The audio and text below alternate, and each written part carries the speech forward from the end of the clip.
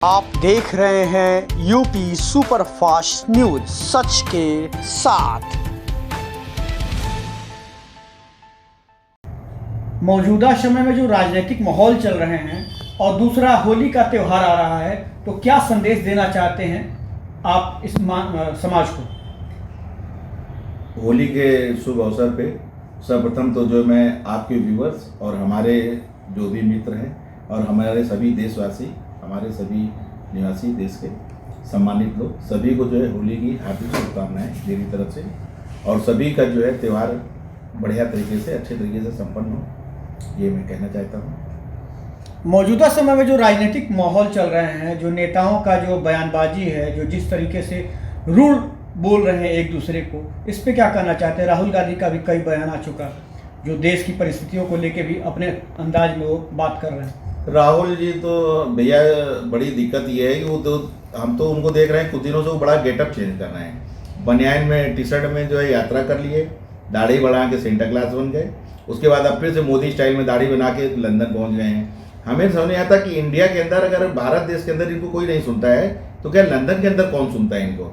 अब वहाँ पे जाके फिर से देश का प्रचार कर रहे हैं, देश विरोधी प्रचार कर रहे हैं कि यहाँ भारतीय संस्थान जितने हैं सारे हाईजैक हो गए हैं, सारे संस्थान को जो है तोड़ दिया जा रहा है। अरे आपके समय में जितनी संस्थानों को तोड़ा गया उसको याद करिए, और जो है बेवजह झूठ जो है आप प्रचार कर रहे हो, बहुत ज्यादा झूठ का प्रचार। आप किन भारतीय संस्थानों की चर्चा करना चाह रहे हैं? हम ये कहना चाह रहे हैं, वो न्यायालय की बात करते हैं, वो जांच एजेंसियों की बात कर रहे हैं, ये कहना चाहते हैं, इन सबको जो मीडिया की बात करते हैं, वो सारे संस्थान को कहते हैं कि सारे बिकाऊ हैं या तो सब जो है तोड़ दिए गए, जबकि इनके समय में सारे तोड़े गए।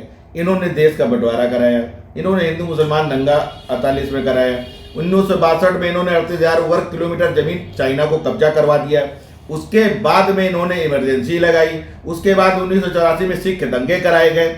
आप इनके एक एक चीज इनकी याद कर लीजिए। इमरजेंसी लगाया स्वयं, सारी संस्थाओं को तहस नहस कर दिया। जिस जज ने इनके खिलाफ अगर बयान दे दिया जो कर दिया तो उसके खिलाफ महाभियोग प्रस्ताव लाए। ये इन्होंने किसको छोड़ा है? अब ये जो है दूसरे को बेवजह बदनाम करने की कोशिश भारत देश के बाहर जाके करते हैं। बेवजह का इनका कोई भी होना चाहिए कि यदि ये कोई भी क्राइम करें, कोई भी बिरादरी जात का हो, अगर कोई क्राइम करेगा तो उसका घर मकान या जो भी उसने गलत तरीके से अर्जित किया है उसका तहस नहस कर दिया जाएगा। और कोई मकान हो चाहे कुछ भी हो, सब बुलडोजर चलेगा, सब तोड़ के रख दिया जाएगा। अब मुसलमान के ऊपर आते हैं, तो क्या मुस्लिम लोग जो है वो गलती करते हैं तो क्या उसको छोड़ दिया जाएगा? आप मुसलमान हैं तो आपको उसको छोड़ दिया जाए? तो आखिर मुस्लिम लोग गलती क्यों करते हैं, क्यों क्राइम में ज्यादा है? उनको पीछे होना चाहिए, उन्हें क्राइम ज्यादा से ज्यादा ना करें, अपने आप को सुधार उसके बजाय वो जो है बेवजह की तुष्टीकरण की राजनीति करते हैं कि जो है मुस्लिम के खिलाफ करा जा रहा है। अरे मुस्लिम भी अगर उसमें इन्वॉल्व है तो उसको करा जाएगा। अब इनका एक और कहते हैं कि कानून के हिसाब से करिए। कानून से कैसे?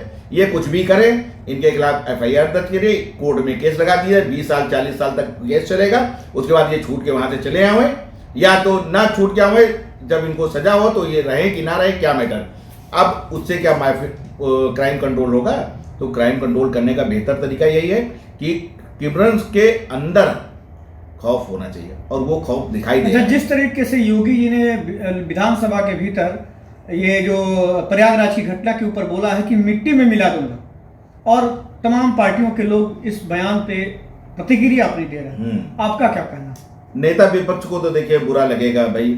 आप ये बताएं कि उन्होंने पेड़ पौधे पाले हैं, पेड़ पौधे को पानी दिया है, पाला पोसा है, और उसी के सहारे तो चुनाव जीतते रहे हैं, तो उसके मिट्टी में मिलने पे तो उनकी सत्ता नहीं आ पाएगी। लेकिन तो उनका सत्ता को उनका कहना था कि ये बहुजन समाज पार्टी की सरकार में ये फले फूले हैं।